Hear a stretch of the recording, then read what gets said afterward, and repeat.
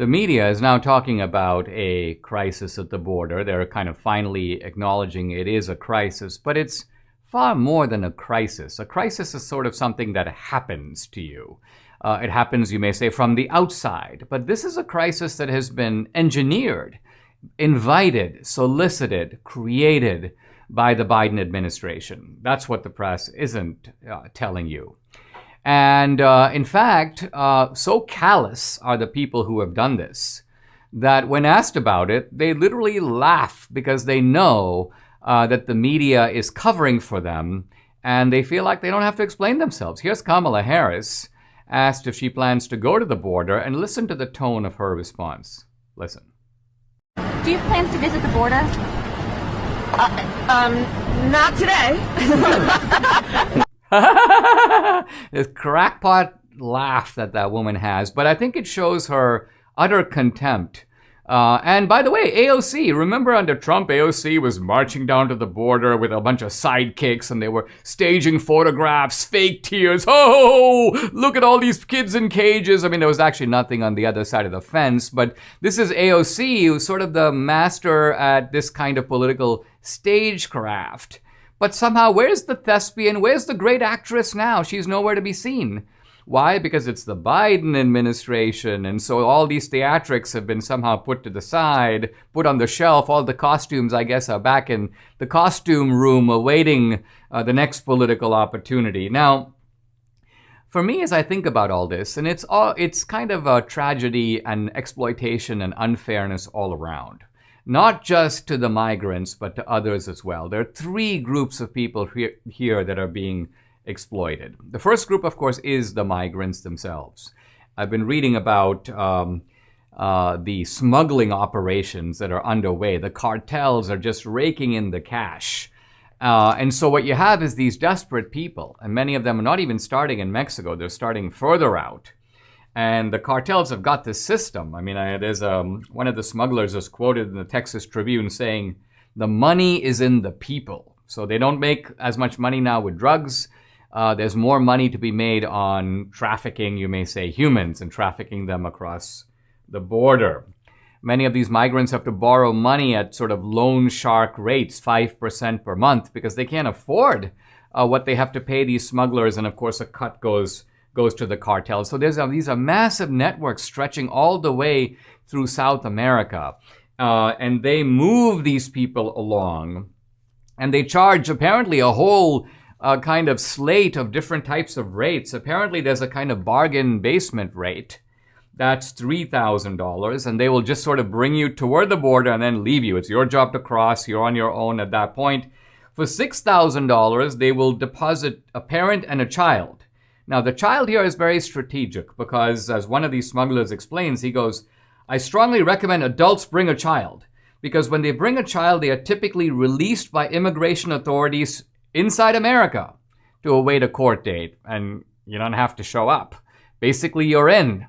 The kid is sort of your you may almost say, passport, because the kid plays to humanitarian, not sentiments, because the Biden administration doesn't have any, but sort of tactical considerations. And then there's a $10,000 VIP plan, which gets you brought right into Houston. They take you across the border, they navigate you the whole way, they deposit you in the United States, you're free and clear. So you've got this, you can kind of almost look at this menu of prices and decide what you can afford.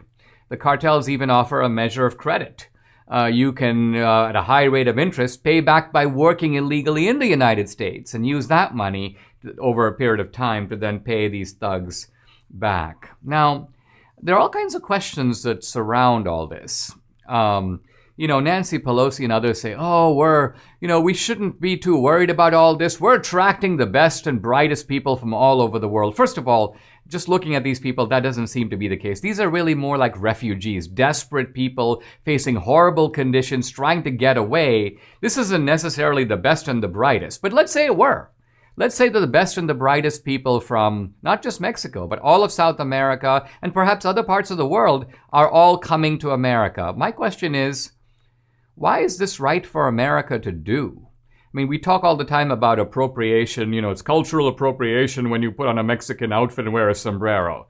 Well, why isn't it a far worse type of appropriation if we take the smartest people in all these other cultures and bring them to the United States? We're ripping off the best talent in the world, and this is precisely the talent that is needed to help those countries get on their feet, go from being developing or poor countries to being developed countries. So why is this sort of larceny on a grand scale somehow something the left never brings up?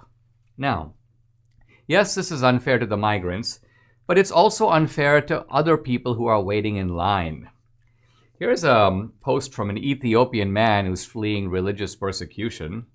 I saw this Dan Crenshaw put it out on Twitter, but he goes, "I'm an asylum seeker who's been in this country for 9 years. I'm sick of the situation at the southern border, how these people cut the line, and I, along with people who have followed the legal process, never hear back from the authorities. My case has been pending for over 2 years, and I'm still waiting for a meaningful update. I'm sick of having to call and send letters, and I never hear anything."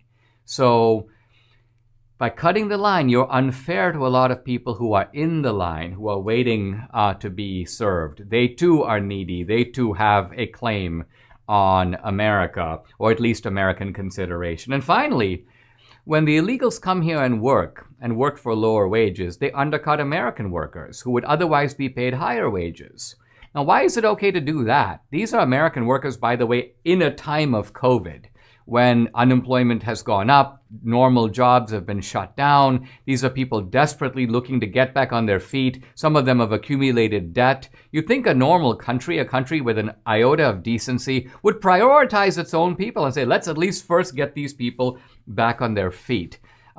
Instead, I see that in an effort to kind of cover up the border crisis, the Biden administration, this is a recent report, has just awarded $86 million to hotels all over Arizona and Texas. This was done through a group called Endeavors, to house the migrants. And these, if you work out the average, they're paying like $300 a day to have the migrants now housed in hotels. Why? So it doesn't look bad. It doesn't look like they're all wrapped in foil. They're sleeping in cages. So in order to protect themselves, their own appearances, the Biden administration is using taxpayer money. But what ordinary American can afford to spend $300 now in a hotel? Not a whole lot of people, and not a lot of these working class people who are hurt by illegal immigration. The bottom line of it is there's a lot of cruelty here being perpetrated. Cruelty against the migrants, cruelty against others who are waiting in line, and cruelty against Americans who, after all, also deserve some consideration from their own government.